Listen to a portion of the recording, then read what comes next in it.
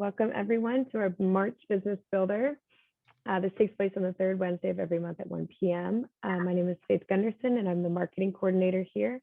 I'm with our owner and founding partner, Doug Dean. Thank you, Faith. At Schaeferts and Dean, one of the things that we are proud to do is to always give back to the real estate agent community that we serve.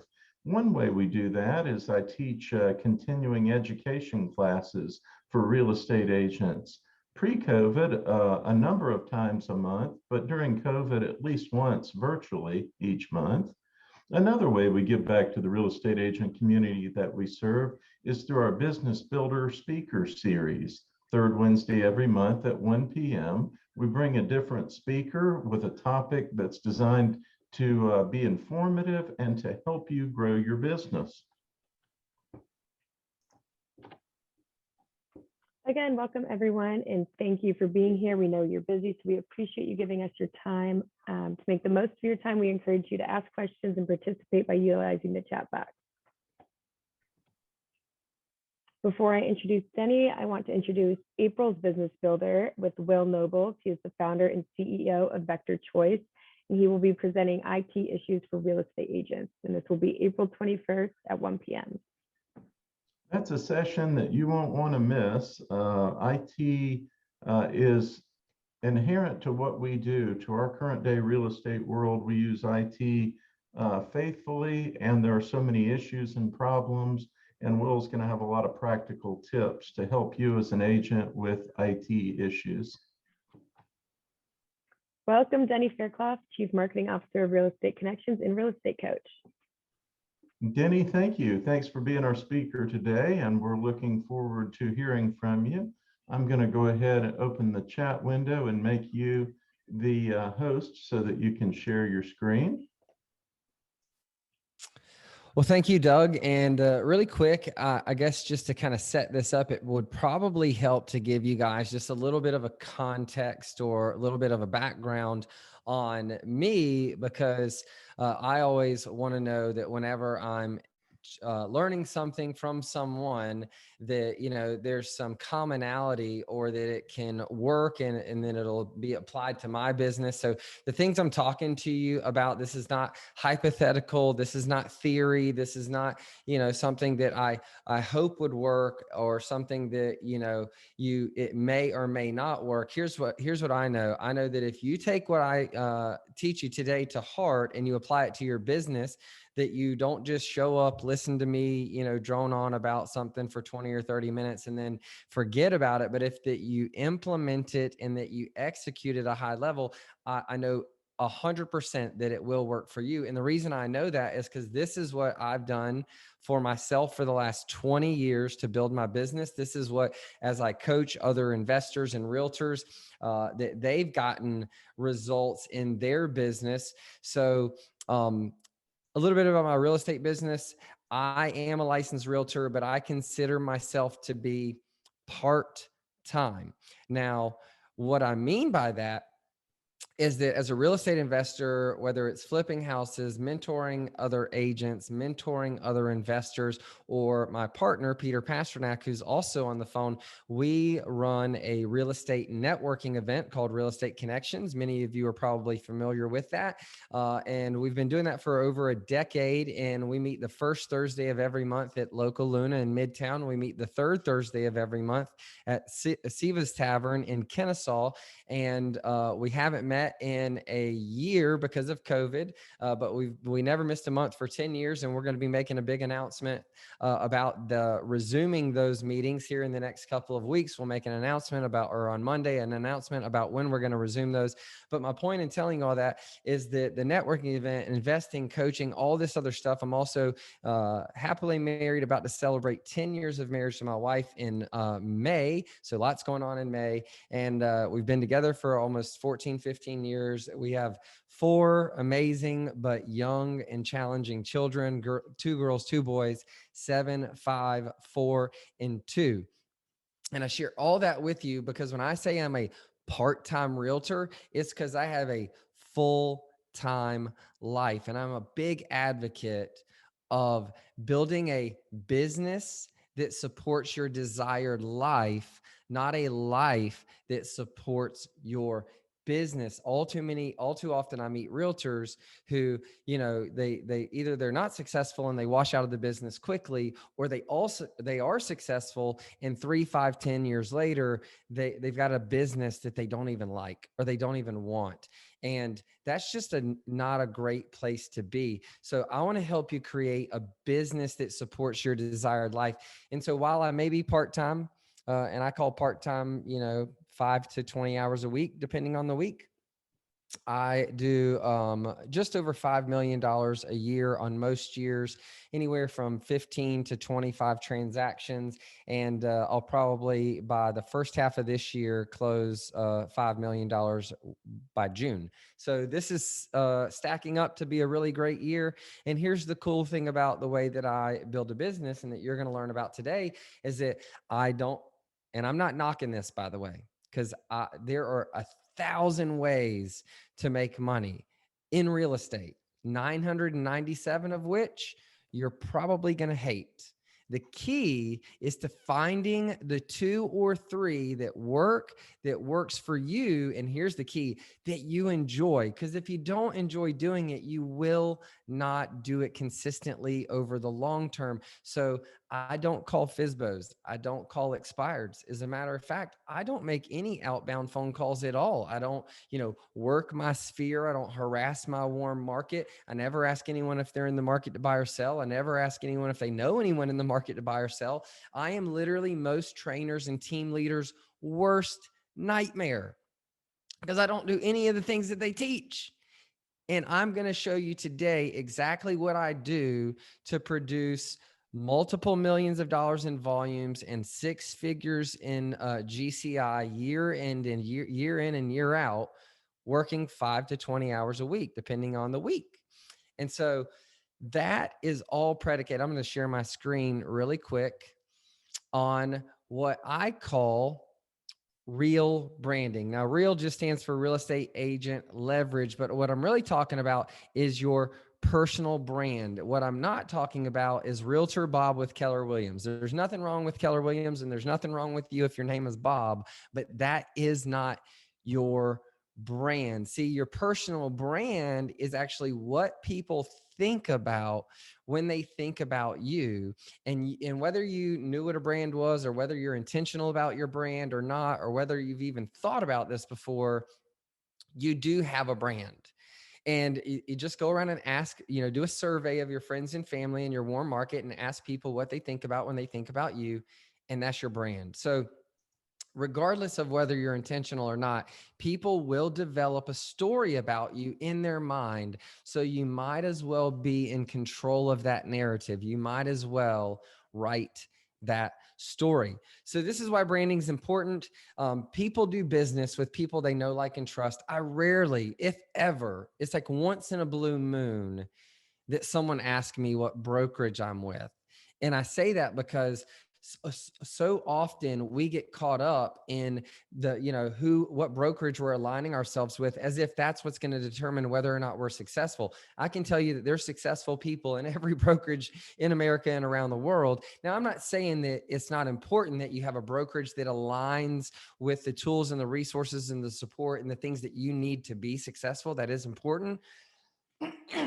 Excuse me.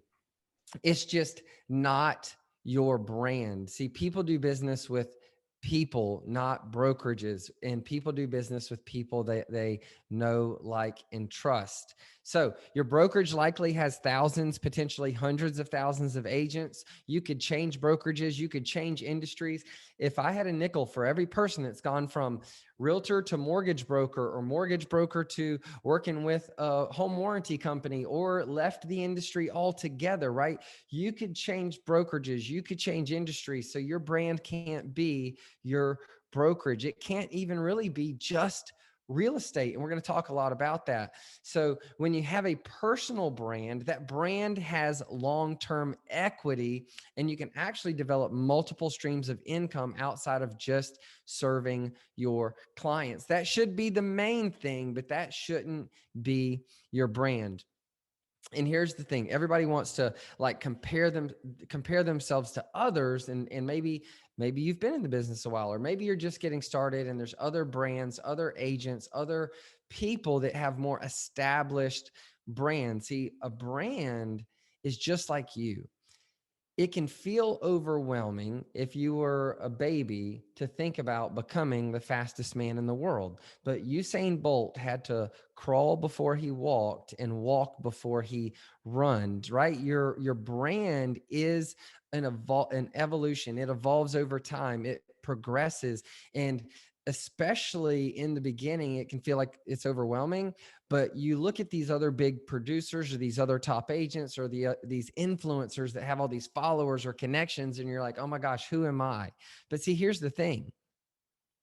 The key is to get started. Version 1.0 is better than version 0.0, and you will eventually get to version 2.0, but you'll never get to version 2.0 if you don't get started. So the key is to just get started, and then over time you can refine and evolve your brand, because just like you, right, you're different now than you were last year, 5 years ago, 10 years ago, and your brand's going to evolve as well. The key is to start, and to start now. So where do you start?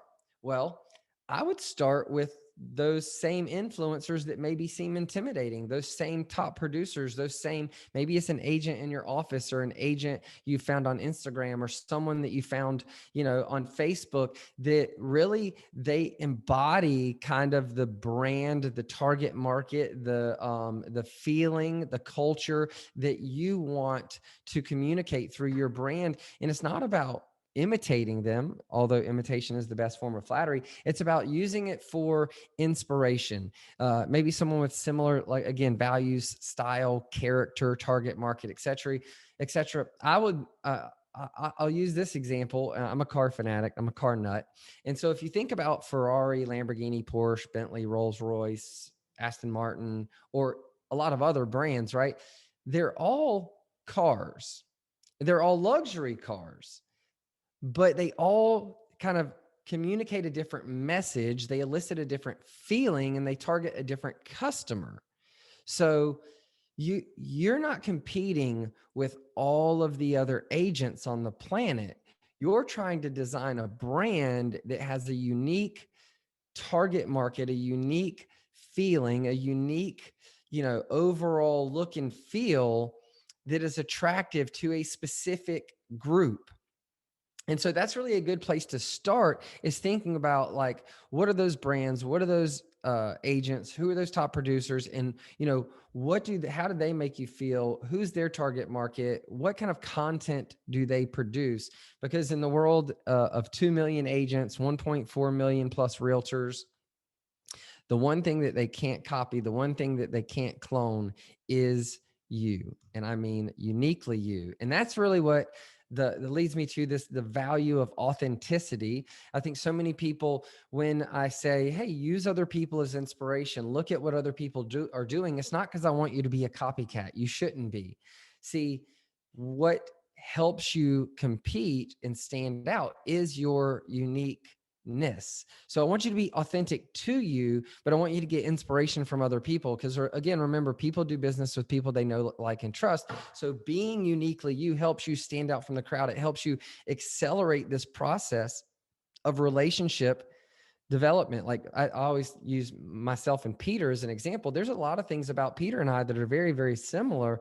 And then there's some drastic and stark contrast to things that are very, very different. I mean, I'm very high level, big picture. He's super process and detail oriented, but we're both very social, and we're both very relational and relationship driven. So, the unique things about you is what helps you stand out. And if you try to be all things to everyone, you end up being nothing to no one. If you try to be someone you're not, people will see right through it. It'll come across as inauthentic and sleazy and salesy, and that's not what you want to do. So this is like, if you're looking at me right now, I don't know, you could go back, you see this hoodie? You could go back through my social media stories and post probably for the last, since December, January, 4 or 5 months. I'm probably wearing a hooded sweatshirt 5 out of 7 days a week because that is who I am. I'm probably in athleisure because I have 4 young kids. I coach multiple youth soccer games. I'm just not your suit and tie realtor. And that's okay, because if you're looking for a suit and tie realtor, then there's plenty of them to choose from. But if you're looking for someone who's like family oriented, down to earth, really like knowledgeable, skilled, experienced, and I'm going to like dominate the real estate process for you, but I'm also really approachable. And I'll give you 2 examples of how this can work in your favor. Whatever your appearance, attitude, value, style is, I want you to be uniquely you. I have currently, I don't drive a nice car because I put 4 kids in it all the time. I don't wear nice shoes or nice suits, but yet right now, I'd say my average price point is probably north of $500,000. I have 2 of them closing in the next month or two at 750-ish. I got 1 of them at $1.4 million. That will be my largest transaction ever.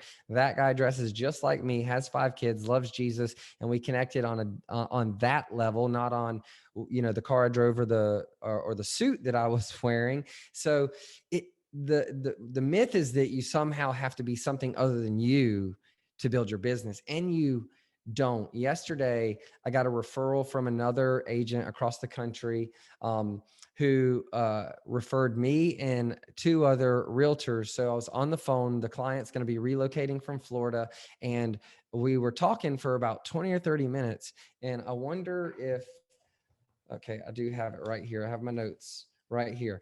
All of my questions about the process was about who her husband was, her kids, what he did, her children, their ages, their birthday, their anniversary, the things they liked about where they lived in Florida, the things that they didn't like about it, what they were, their passions and skills and hobbies and interests when they met, and all this personal stuff. And I talked to him about our involvement at our church. My wife's on staff there, although she's licensed and helps me as well. Our 4 kids, the private school that we send our kids to, and why. And we connected on all these other things. We didn't talk about anything real estate related. And about 20 minutes into the conversation, she's like, Denny, I didn't expect to make a decision this quickly. And I should probably ask you if you're any good at being a realtor, but like, I'd just like to move forward with you. So like, how can we get started? And that was all because I focused on the relationship and focused on being authentically me. And turns out that both of us had been with our spouse for 15 years. Both of us were celebrating our 10th anniversary this summer. Both of us had kids that were 4 and 3 years old. Both of us had alignment in terms of our following Jesus. Both of us, although she's a Seventh-day Adventist and I'm a non-denominational, but both of us had all of these commonalities, and that came from being me. And so your brand is you. It's your passions, your skills, your hobbies, interests, experience, knowledge, strengths, weaknesses, values, character, energy, beliefs, like it, and all the other things that make you you. And that is the core ingredient for the recipe of your personal brand. Here's a case study from Jamie Sharp. She was a realtor that I mentored, and her broker made a significant investment in a coach to come in and teach all of the agents, like all of this really business stuff. And there was a lot of value she got out of it. But I host a 21-day video challenge for realtors, teaching them how to take this brand and put it online.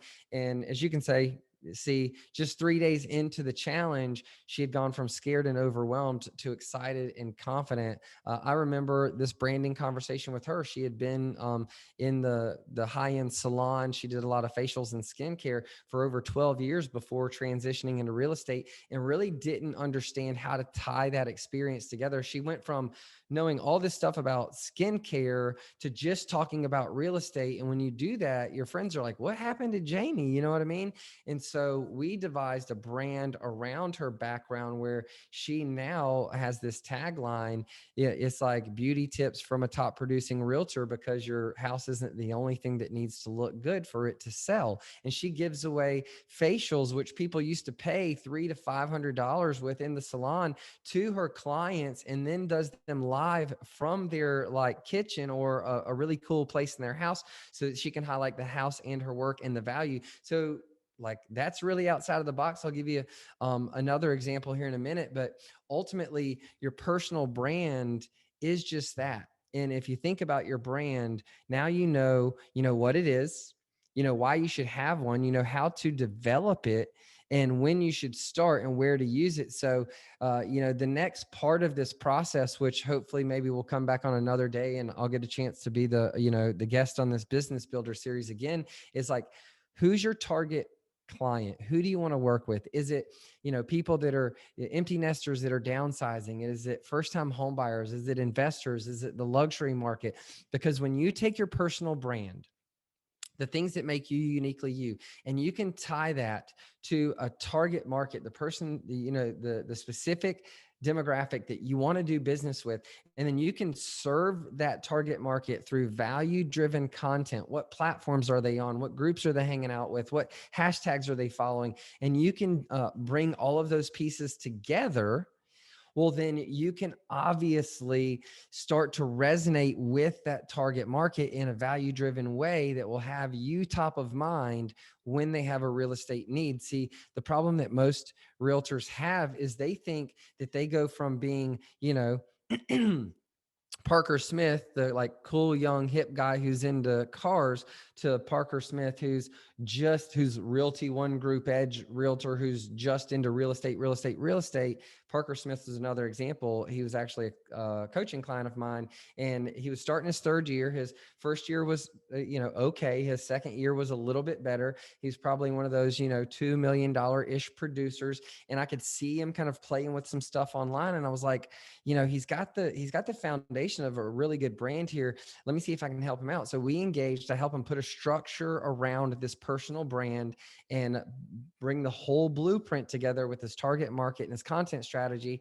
And in his first year with me, he more than quadrupled his production and became the #1 solo agent in his entire office, which is Realty One Group Edge out of Duluth. So great young guy. He implemented and executed at a high level. I can't take credit for any of that or his success. I just kind of gave him the overall blueprint, and then he worked really, really hard. So I would encourage you to sit down and think through like what that brand looks like for you. I'll give you a few more like key tips as I wrap this up. Your brand should consist of probably 5 pillars. You're going to create content in 5 different buckets, 4 or 5, but one of them should be real estate, but it should only be 20 to 25% of your content. And that should be value-driven content, not like, hey, look at me, I'm special, but educational, empowering, or entertaining. And then, so real estate should be one bucket. Another one that's really good should be community-driven. So like I call it Gary Vee calls it, and I've adopted the term, the digital mayor. You should be the digital mayor of your specific town or city or area that you want to farm. So think about interviewing businesses or how you can highlight new developments, or, you could review restaurants, or you could be a foodie, or you go to breweries, or, you could do youth sports in that area, like whatever it is, like be in the community. That's a real estate community. And then the other 2 or 3 should be where you sprinkle in the uniquely you. For me, it's my family, it's my faith, it's my commitment to health and fitness. And then it's that real estate and community based content. And so when you bring all of that together, I guarantee you, if you started to do this in 2 to 3 months, you would start getting text messages, phone calls, direct messages, and emails with not invitations to go on buyer consultations, not invitations to go on listing presentations, with people literally calling you and saying, hey, here's my need. I want you to help me. You are my person. You're the man, you're the woman for the job. So with that, I'm going to kill the screen sharing portion. I think I can. Did I even share my screen? I didn't. Well, Peter, did I share my screen at all? That is absolutely hilarious. Well, listen, the presentation was not important. It was the information. So I'm glad I had some really good notes to go by so that y'all got every ounce of it. Just for the purpose of sharing it with you, I'll do that really quick. Let me share that. Let me hit this. Look, I'm all the way at the end. I'm going to exit. I'm going to go back to the beginning. And now y'all will see how great my virtual assistant does at creating presentations. So this was what is a personal brand. Why is branding yourself so important? This is the process of development, inspiration over imitation, the value of authenticity, personal branding ingredients, my case study with Jamie, and the close. And then I added a few extra things at the end. So like I said, the presentation was not the special part. It was the information. So hopefully you were taking really feverish notes. And what I would like to do now, if we still have some time, open it up for questions, whether that be me helping you formulate what your personal brand be, or maybe you've already heard this and done some of this in the past and you can't quite put a bow on it. Does anyone have some questions, or Faith, was there anything in the chat? I don't see anything in the chat.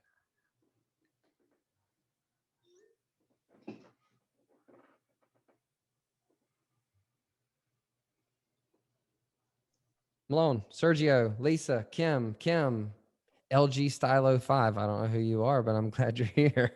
Denny, I'm going to throw one out for you because a lot of what you said resonates, and that's being part of branding is being authentic to who you are. And I don't mean to sound dramatic, but for some people, figuring out who they are is half of the battle. In other words, sometimes it's hard to be honest about yourself. And uh, one recommendation is, basically having your friends know you. They know who you are and what makes you you and what makes you unique. But for some people, trying to say, who exactly am I, and what's the message I convey?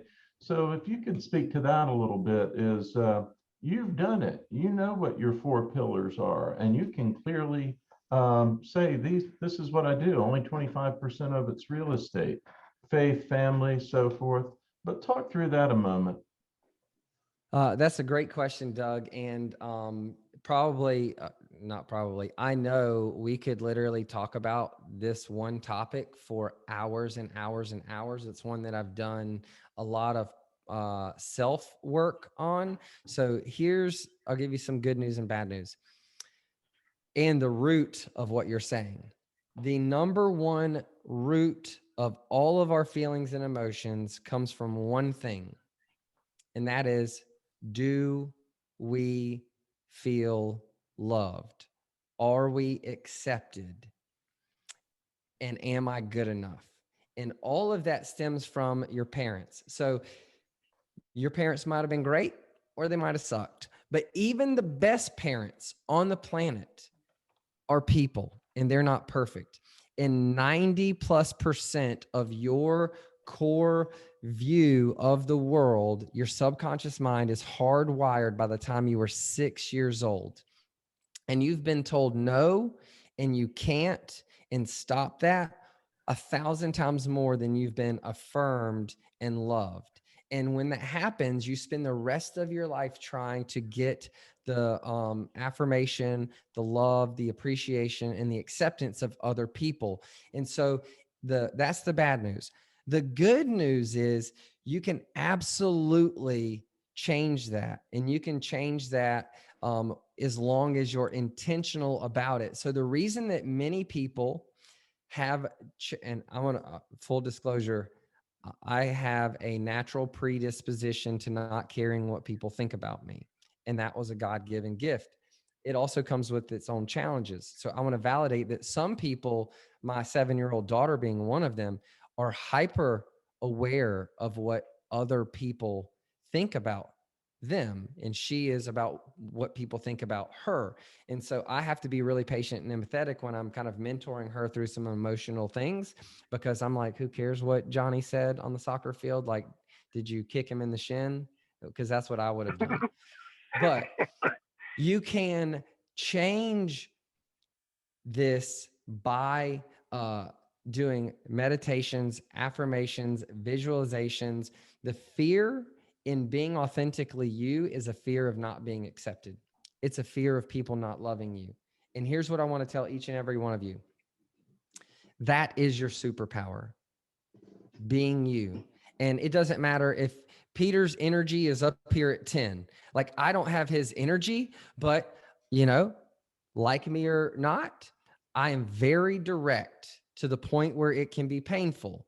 And you either appreciate that about me or you probably avoid me. And I don't know that. And that's cool with me.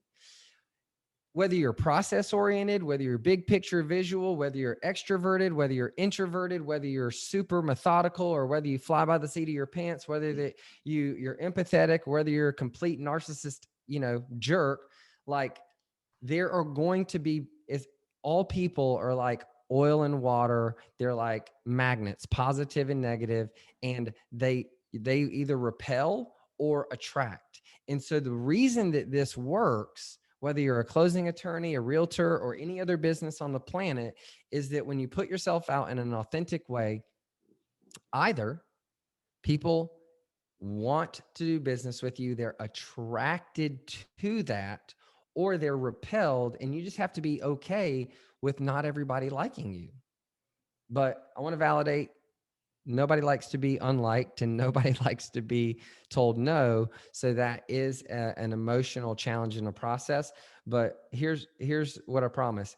If you do this, if you put in the self-work, the reflection, and the acceptance of who you are, and you start to share that with people, you will get positive feedback. Like you'll get, Peter, I'm going to ask you a question. How many people, on Twitter or on email or on the forums or whatever, you were 2 million viewers an episode, flipping houses on TV, ton of energy. Obviously people loved you, but how much hate mail did you get?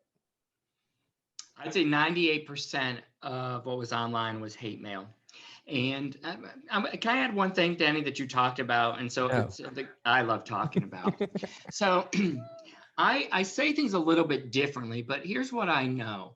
Each of us has a natural state, right? And so when you go back to that, so for example, when we talked about, are you a people pleaser or are you not a people pleaser? So when I was younger in my life, I was a people pleaser. But here's the thing. When you work on yourself, whether through meditation, whether it's through some type of personal development, that natural state doesn't have to stay there. So I had a transformation where I just really cared about what people thought about me. And I realized I was giving people my personal power because I didn't control what they did. And so if I did it based on them, then I wasn't being the best and the most powerful and most authentic person that I am. So I wanted to have my own personal power. And so I can tell you today, I don't care what people think of me.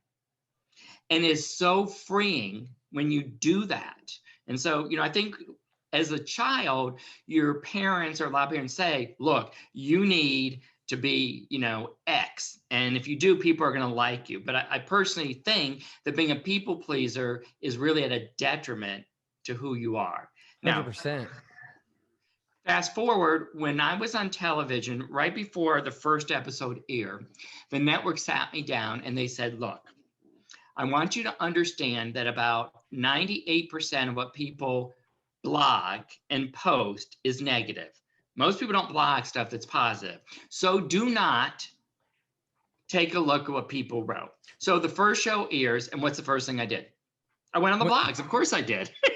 You tell me not to, I did. And the thing, when I first looked at it, it was pretty hateful. I had stuff of like people saying, and I'm going to clean this up because I'm not as colorful in my language as Denny, but the gist of it was, I can't believe that effing network put a fag as a head character. And that was one of the nicer comments. And so, when you first look at that, I mean, that's hurtful for any of us, right? And then I realized, boy, I would hate to be them, that's how they live their lives. And so after a while, I stopped looking at the blogs because I honestly didn't care. I mean, and if I looked, it was almost to get like a laugh, like, oh, okay, I'm glad I'm not them. Yeah. Peter, have you ever tried to pay your bills with someone else's opinion of you? No. It just doesn't work. No, it doesn't. So, Doug, I don't know if that was at all helpful, but if you are, trying to kind of work through some of these limiting beliefs or fears of acceptance, or whether or not you'll be, liked or loved. Or here's what I would say is, if you can get outside of your comfort zone long enough to share your authentic self with people, you'll notice that some people do find it attractive. And you're not trying to do, 1,000 transactions a year. I mean, what do you need? Like 15, 20, 50 transactions a year to make six figures, multiple six figures in this business. Like, I would rather have, 20 great transactions every year with people that I love and that people that love me than 50 with half of them being assholes I don't even like, and that suck the life out of me, and that take time from my kids and take time from my health and take time from my spouse. Because when I am not working, I want to be that positive energy, the best version of me I can be for the things that are actually important in my life, if that makes sense. Well, thank you. And I had a real estate agent friend who talked about that fear of rejection, and their motto was, some will, some won't, so what next? They said, if you just always bear that in mind, there's always some will, some won't, so what next? And just rinse and repeat. Hey, I mean, if you just take Peter and I, he's Jewish, I'm a Jesus follower. We both have very differing opinions on a pretty historical character. So, to each his own. And I love Peter to death, but you're not gonna agree with everything with everyone. But you can. But if you are who you are authentically, it is attractive. And by the way, Peter, Kim said you were the only house flipper on TV worth watching. As a matter of fact, thank you for mentioning Kim. that. Kim had her hand raised earlier, so I wanted to call on Kim. Kim, what was your question? It wasn't a question. I was just going to say, if you don't really know what your brand is, you might want to try reading, finding your why. I found that was helpful. Who is the author? Simon Sinek. That Kim Como? Yeah. Simon Sinek. Y'all, Kim's awesome, by the way. Kim, thanks for joining us. I love you. I I haven't love seen you you in a too. while, but maybe once we resume our meetings, you can show up at a real estate connection. I will. My law partner loved reading business books, and finding your why was always important to him, and he would always mention that. Yeah, it's a good one if you don't know what you're, if you don't know what, any real reason other than, oh, real estate sounds like it could be fun, Right. I was at one of these a neuro-linguistic programming type sales calls, and the guy basically found a way to ask why 7 different ways. And by the end of the 7th question, he said, now we're really at the heart of the matter. He said, because where he started, whatever answer he got, you had to drill 6 layers deep to get to what was really important, and so forth. And he pulled somebody out of the audience, did them, and it was really fascinating, watching him drill through, why is buying this house important? And tell me more about that. And what happens if you don't get it? And drilling through 7 questions and finding what was really at the heart of why. Sergio, I saw you had your hand up earlier. Go ahead. Yeah, so thank you, Danny, for the information here. Also fantastic, of course. So let's go back to social media. And there's different schools of thought on this one, right? And what I tell a lot of the agents that I coach also is that, because most people ask, well, should I have a business page and also my personal page? And, there's different schools of thought on that. Obviously, you're going to do a lot of advertising or pushing content, and advertising happens on the business, not on the personal. However, what I tell them is it's hard to keep up with 2 different pages, right? Yes, you got your own personal one, but then you got your business, and you have to be delivering, content consistently, and not only just content, but, content that is actually valuable to the person or whoever's reading. And so instead of that, I tell them, just use your own personal one, like you said before, but only push about 20 to 25%. I'll tell them 20, but 20 to 25%, maybe a little bit less real estate, and the rest is just you. Because if people don't like you, they're not going to like you as an agent either. So Right. anyway, what's your thought on that? I think you're totally on point. When I say 20 to 25%, it's really just because, mathematically, do you have 4 or 5 pillars that you're creating content in? If you have 5, 1/5 of it should be real estate, 4/5 should be all the other stuff, whatever that stuff is. But you're 100% right. Here's what and this is personal opinion. There are people that are successful doing business in a million different ways, but I tell all of my realtors, my coaching clients and my team, I'm like, listen, if you got a realtor, Realtor Bob with Keller Williams page, delete it. Like literally get rid of it and create all of your content and all of your brand and everything you do on your personal page for this reason.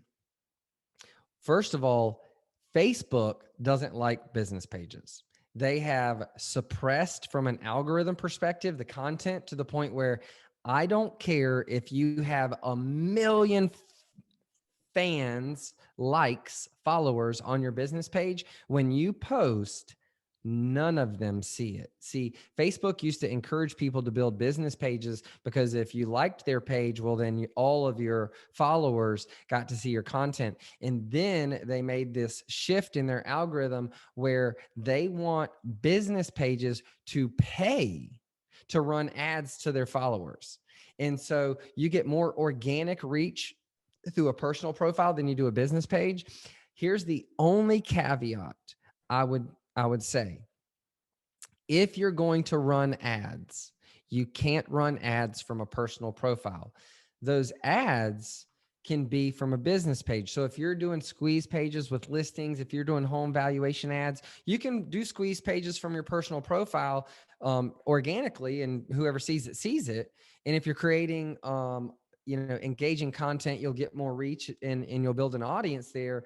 But on a business page, you can actually pick a target demographic, do an ad and market to a specific demographic. So if you're going to do that, but most people aren't going to do that. Here, I will tell you this, even if you are going to do that, you have to do all this organic stuff first. You can't put the cart before the horse. You can't test a brand with money. You have to sort through your brand and your content strategy first. And when that's dialed in, then you can put some money behind it. The second thing I'll say about business pages, if you're going to do it, don't do a business page, do a community page, because community pages get more organic outreach or more organic reach than a business page. So when you're starting a page, you can pick, is it a community, is it a personal, is it an influencer, is it a business? And then instead of creating a Realtor Bob business page, create a business page that is more in line with your brand and that would resonate with the end consumer, because no one cares about your Realtor Bob page unless they're in the market. And most people aren't in the market for real estate at this moment.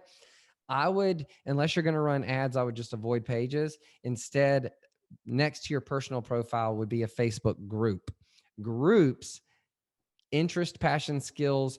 Like if you have a group around your local city, if you have a group around cooking or a group around fitness or a group around something outside of real estate, you'll get more attention, more members, more engagement from your group than you will from a page. And in that group, you can build relationships, and you're the star of the show. You are the organizer of the group. So if you're a Realtor Bob with Keller Williams in Sandy Springs, who's running a fitness group or running a, faith group or running a parenting group or whatever, well, then obviously the people in that group are then going to want to use you when they have a real estate need. So that's my take on pages versus groups versus personal profiles. Was that helpful, Sergio?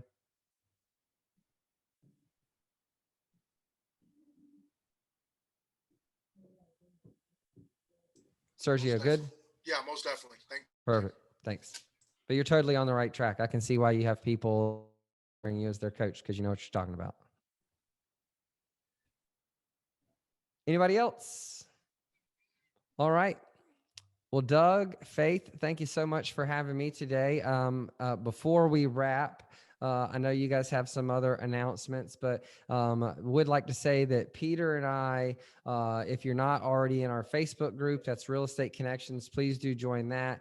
And if our new kind of hottest up and coming value driven opportunity to connect and network outside of our in-person event is on Clubhouse. So if you are on Clubhouse, right now it's iPhone only, although Android is launching. It's an app on the phone. It has become one of my favorite tools for connecting and building relationships. So if you are on there, at Peter Pasternak or at Denny Faircloth, and then we also have a Real Estate Connections Club on there. And we're doing Tuesday and Thursday at 9 a.m. Eastern. We're having conversations like this that are value driven and connecting people with other great people in the industry. And so I'd highly encourage you guys to connect with us there on Clubhouse. We're also on LinkedIn and Instagram and just about anywhere online, and would love to continue this conversation. So thanks for having me today, and I'll turn it back over to you. Denny, thanks so much for being our guest speaker today. You're always entertaining, always full of good information. Even each time I hear you, I always grab a different nugget that resonates with me today. I've heard you speak on some of these topics, but it was nice going in a slightly different direction, different angle. So I definitely picked up new information that's helpful to me. One of the other nice things for us as a firm is I say this is how we give back to the real estate agent community, but I would be lying if I didn't say that every time I work with Denny and Peter, there's a lot of value in it for me and for my business as well. So that's just a bonus of getting to hear Denny and Peter speak. Is it helps me to sharpen the sword for me and my business as well. So Denny, thanks again. We appreciate you, and I appreciate you being here today. For everyone else, I'd like to remind you that next month is Wednesday, April 21st at 1 p.m. will be Will Nobles from Vector Choice Technologies on IT issues for real estate agents. So tune in next month in April, same bat time, same bat channel, showing my age with the Batman reference. But hey, that's what I say about Real Estate Connections too. So I'm like, when someone goes, "Hey, when's your next meeting?" I'm like, same day, same time, same place. But it's being authentic to who I am. So thanks again for being here. The other thing I did want to mention is each month we take our Business Builder Speaker Series and we save them to our YouTube channel. So you should receive a follow-up email from us with a link to the presentation. If you'd like to go back, review anything, or share it with folks. Just want you to know, not only this one, but each month we save our speaker videos, and we'll share those with you as well. So thanks again for being part of our Business Builder Speaker Series today. Each week I have a call with my attorneys, and I always end it with, it's one thing to go out and hope you have a great day, but I encourage you to go out and make it a great day. So grab the day and seize the day and go out and make it a great day. Thanks for being here, and good luck, and we'll see you next time.